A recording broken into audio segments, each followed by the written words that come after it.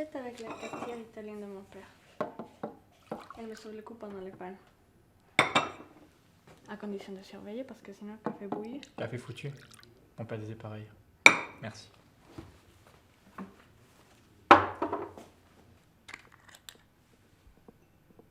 Et donc, avec votre père, vous sonnez tout? Je suis parti à la cellule du frère Giacomo ce matin. Il avait tous mes livres, tous, du premier jusqu'au dernier. Vous pensez que ça pourrait être lui? En tout cas, ça expliquerait pourquoi il voulait me voir pour en parler. Et votre livre, ça pourrait être pour lui une façon de vous connaître, même à distance.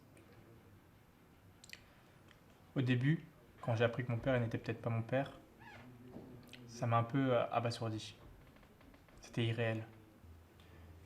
Puis je me suis dit, au fond, ça changeait rien. Mon père, c'est mon père. C'est lui qui m'a élevé, avec qui j'ai des souvenirs. Mais là, c'est un peu comme si on venait frapper un mur avec une massue, qui a encaissé le choc. Et là, le mur se fissure un peu. C'est très étrange de ne pas savoir d'où on vient.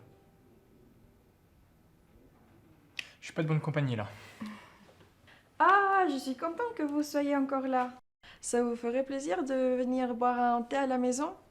Comme ça, je vous montrerai les rédactions de mes élèves. Vous verrez, il y en a qui n'y pas piqué dans ton. Ça aurait été avec grand plaisir, mais je me suis remis à l'écriture. Le roman américain? Votre éditrice a changé d'avis? Non, je suis passé à autre chose. Un nouveau roman?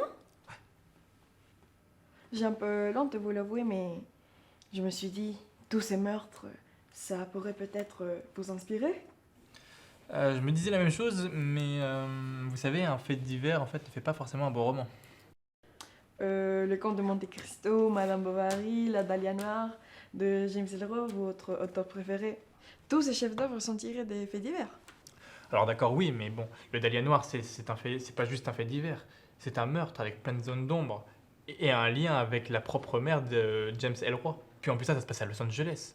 Là, les gendarmes viennent tout juste d'appréhender le coupable. Enfin, le prétendu coupable. Ah bon?